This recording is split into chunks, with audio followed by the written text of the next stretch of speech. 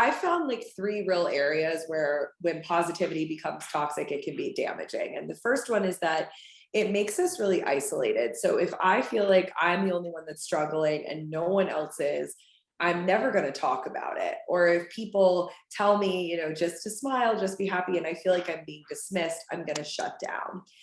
It also makes us suppress our emotions, which we know clearly in the research shows us that suppressing emotions is really bad for you. And when you suppress them, they end up just coming out in other ways. So maybe not being able to sleep or drinking too much, whatever it is. The other part is that it holds up a lot of these problems in our society that really need to change and be complained about. If we meet people who are struggling with some type of prejudice with like, can't we all just get along or just love each other, then nothing will ever change. Born in 92 on the block with the Sharks. Come from a different cloth, y'all would get ripped apart. You want it diamond, then you gotta get it in the dark. We dropping nuggets like Carmelo went to Rucker Park. Now we eating from state to state, we scrape the plate. I put my eggs in a basket, took a leap of faith. I took a chance, now we grow and see the impact. Decoding success with special guests, now let's bring that. Whitney, welcome to the show. Really excited to have you. Your body of work is incredible. Sit with Wit is incredible. I absolutely love everything you're putting out, so welcome. Thank you so much for having me. Of course. Now, my conversations with therapists on this show can go in so many different directions. So I'm actually going to go straight to the point here. You have a new book out, Toxic Positivity. Really excited to dive into this. I have done as much research as one can do on this book, on the topic, on you. I'm just curious, for the people that are listening, do you mind explaining what toxic positivity actually is? Yeah, toxic positivity is the unrelenting pressure to be happy or be pursuing happiness and positivity no matter what the circumstances. Now, how do you bring realism to a society that paints that picture for us, right? Where it's like, hey, just, put a smile on your face or good vibes only and whatnot. Yeah, it's kind of tough. I think people don't want to accept the reality or the real parts, and we have to learn to make space for both, that there are unfortunately amazing things, neutral things, and bad things happening all the time. Now, should we be separating ourselves from people that bring about toxic positivity into our lives? So I think it's up to us to teach people how we like to be helped and how we like to be treated. So if people are doing this to you, like using these types of phrases, it's best to say to them like, hey, I know you're trying to be helpful, and that's not really helpful to me, or I don't really like that. Could you do this instead? And try to teach them, because most of these people are coming from a good place when they use a lot of this stuff, even if it is annoying. Now, with all of that being said, I mean, how do we not allow ourselves to be influenced by it? I mean, I get caught up in it myself, right? And I most definitely have been, I don't want to use the word victim, but I've been a part of toxic positivity. Maybe not necessarily on the end of me, sharing toxic positivity, but I've definitely brought it in. So I'm curious, like, how do we not get influenced by those outside sources? For sure. I mean, I've even been a perpetrator of it myself. And so I think just realizing or using those critical thinking skills, like when you're looking at posts or things that seem to be only one dimensional and very simple, like just smile, just be happy, or, we all have the same 24 hours in the day, of thinking like, is that true for all people? How can I really think about this in a more nuanced way? Now, did toxic positivity come about, because of social media? Like, I'm just curious to get an understanding of where you think it came about, because, there's a lot of comparison, which I believe leads to toxic positivity. And obviously that happens from social, but what's your perspective there?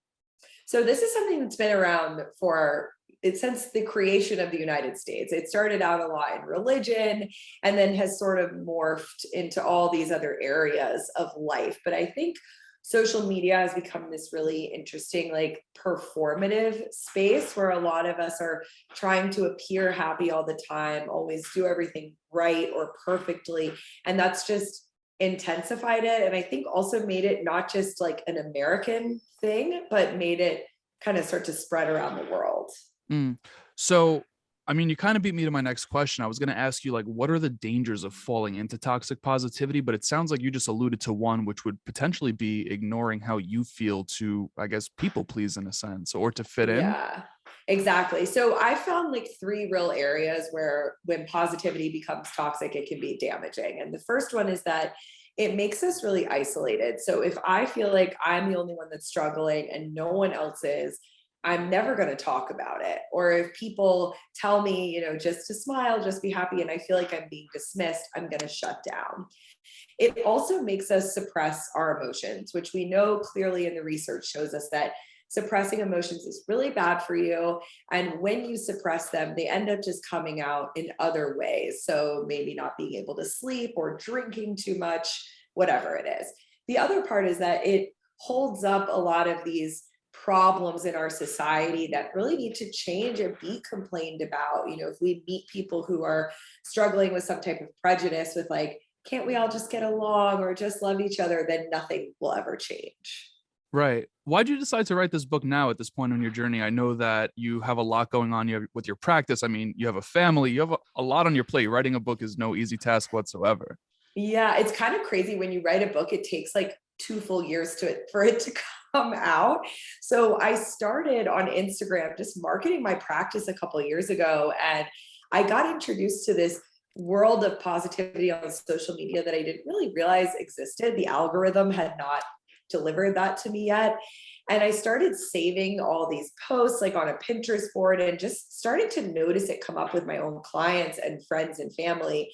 And I was like, wow, we're all complaining about how we don't like this and it makes us feel bad in therapy. But everyone outside of that is putting on this act like this works and this is great. So there's something weird going on here. Mm. What's your advice to someone that's listening to this to accept what it is they're feeling versus, being that isolated individual that you were just talking about?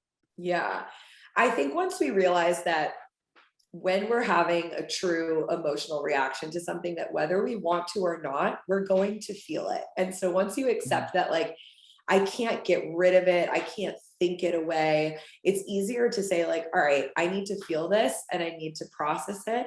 And it doesn't necessarily mean you have to like do anything about it or give it meaning, but just allowing it to pass through you and validating that, like, all of us feel things all the time. That's really what makes humans humans. Now, for it to pass through you, I think acceptance would be a part of it, correct? Absolutely. So if you deny that you're even feeling an emotion, there's no way to process it. So Mm. if I say, like, oh, I'm not mad about that, I'm really not upset, and I keep using all these caveats, I'm never going to actually work through the emotion. And I'm probably just going to end up feeling even more upset. Right. What brought you down this line of work out of curiosity? Like, what made you decide that, you wanted to be the person that holds space for people, does research, puts out projects like this? I have always like been so fascinated by the way humans think, and what kind of makes us tick. I really like talking to people and learning their stories. And so when I graduated from college, I was like, what can I do with this degree? And I started looking at graduate schools, and this is really all I've ever done as a career. And I've loved every second of it. It's really fascinating to learn from people like this.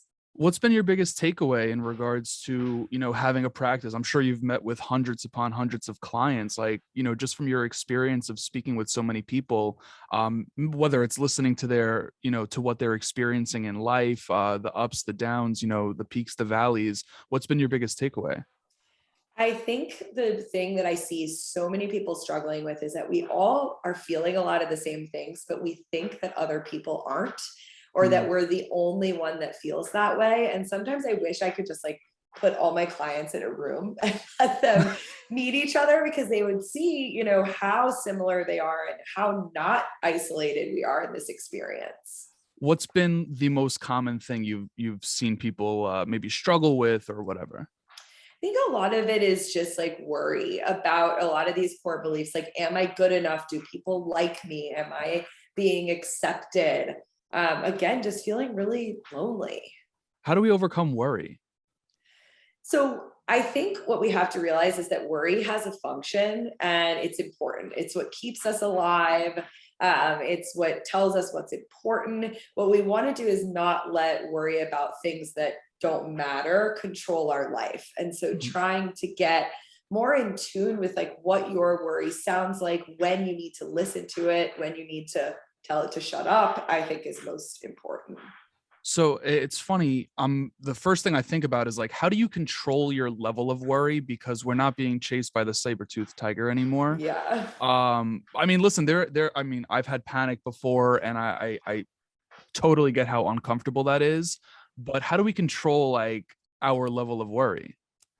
So a lot of that happens with what's going on in your body. And I think most people are Mhm. very disconnected from that. But if you can learn like what worry feels like when it's starting, it's really powerful. They did a study on people experiencing panic attacks, and it was actually like they had been experiencing the physical symptoms, I think, for up to 20 minutes before they noticed where they were at and like the level of anxiety they were feeling. And so if we can figure out what it feels like when it starts, it doesn't have to get to like a 10 out of 10 before we do something about it. Right. You just use the word disconnected, and it makes me think of, and I agree with that wholeheartedly. It makes me think that we're disconnected because a lot of us, just from conversations like this, I've learned it from my own relationships. We don't necessarily want to feel, and I guess this ties into what we were talking about before. So, what's your advice for individuals to like really sit with themselves and feel what they're feeling and connect with themselves? I think it requires a lot of practice, and most people think I should just be able to do this.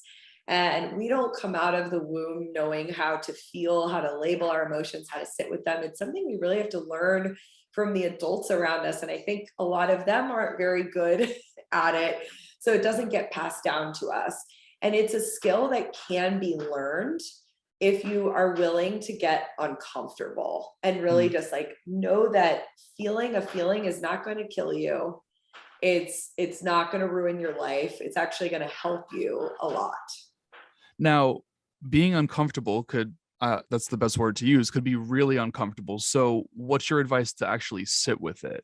Right. Because I'll give you an example. The other day, I was out to dinner, and I have a really bad trauma with coffee. You can make fun of me. Mhm. I make fun of myself with it. And I decided, all right, I'm going to face this. And I had a decaf espresso, and I started to bug out. But I sat with the uncomfortable feeling. I processed it. I journaled it. What's your Mhm. advice for someone that's listening to this to do something similar?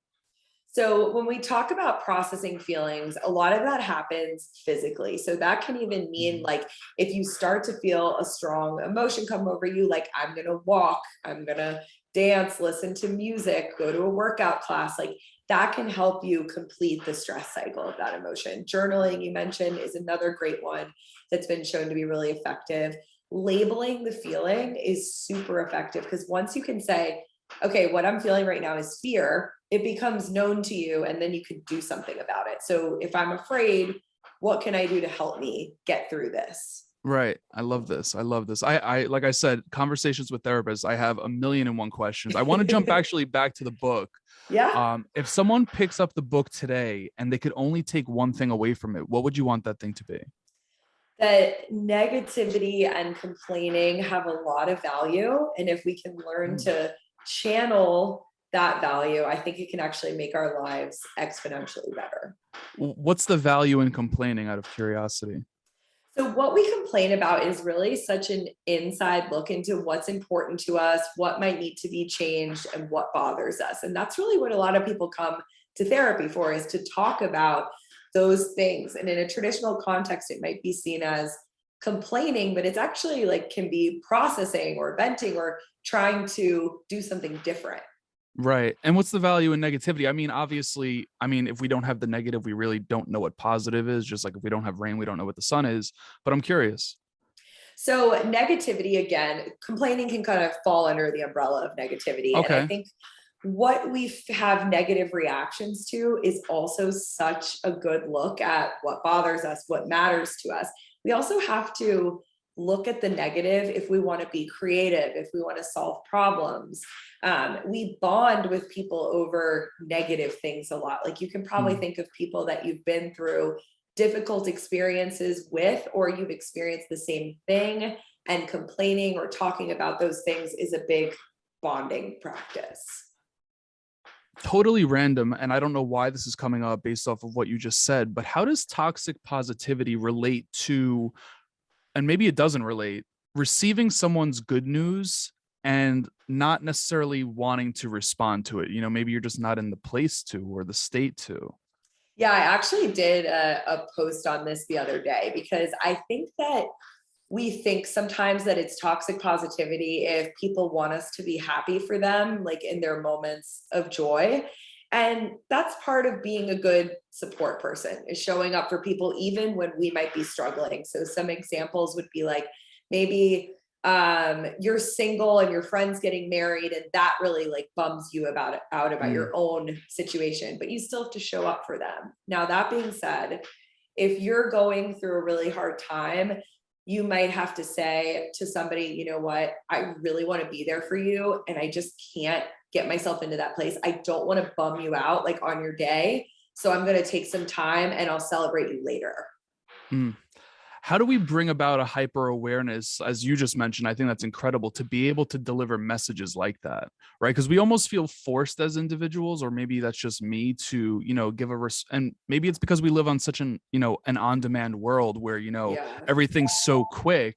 But I just got a message earlier this morning, which I want to be happy for my friend, but truthfully, like, I just wasn't feeling it myself. I kind of just felt tired and sluggish, so on and so forth. It's okay not to respond right away, especially if you feel like your response isn't going to be your best one.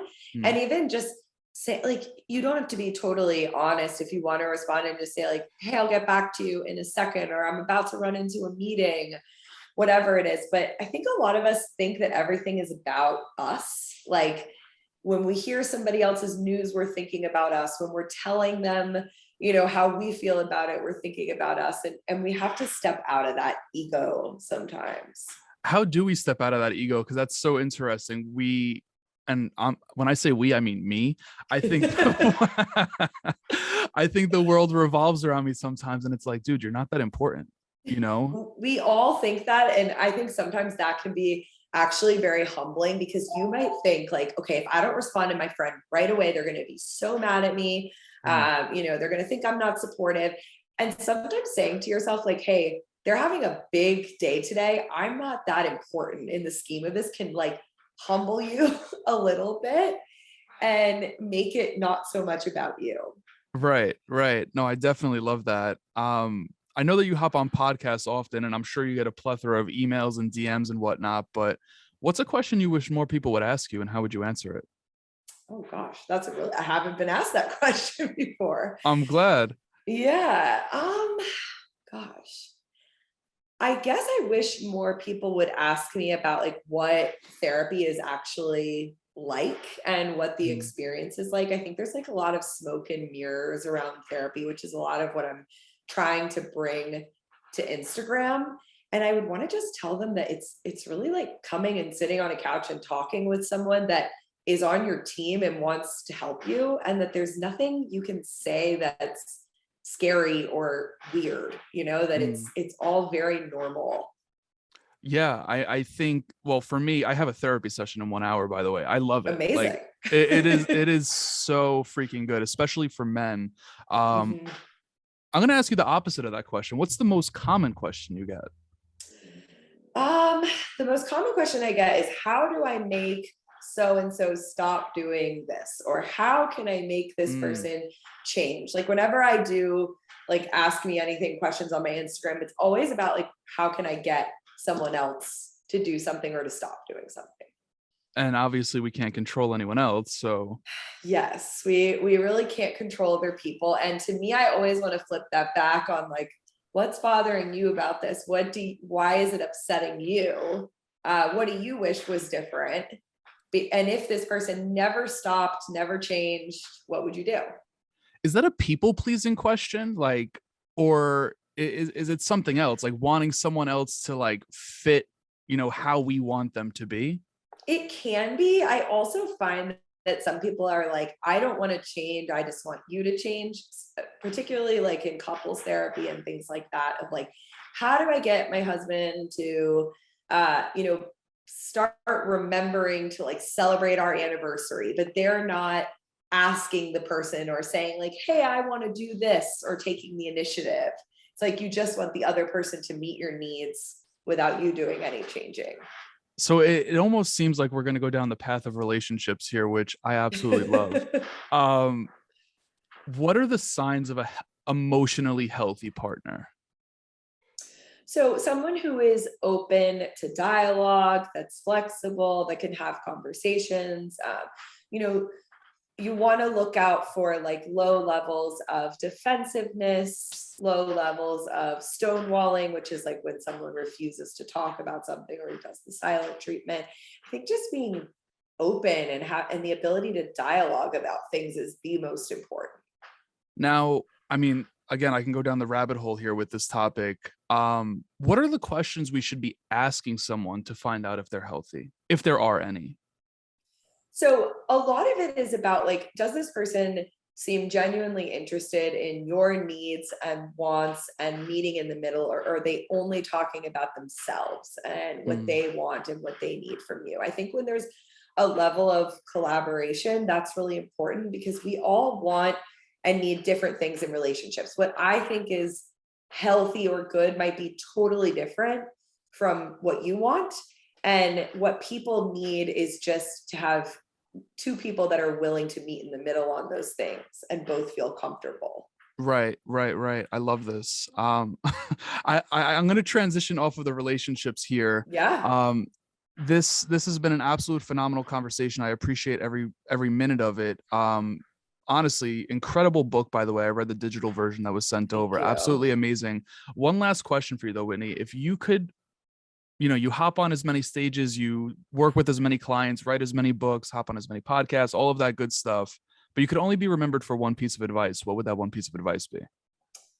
I hope people remember that it's okay to be human, and that we all have different emotions, negative, positive, neutral, and that's okay. That's actually a good thing. That's the one thing I want people to remember from my book. I love that. I am going to make sure that all social links, websites where people can get the book is in the show notes of this episode. Anything else that you're working on that we should make people aware of?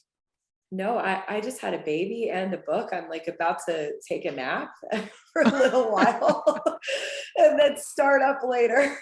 I love that. That is incredible. Again, Whitney, appreciate you hopping on here, and excited to promote this. Thank you so much. I appreciate it. Absolutely. Born in 92 on the block with the sharks. Come from a different cloth, y'all would get ripped apart. You want it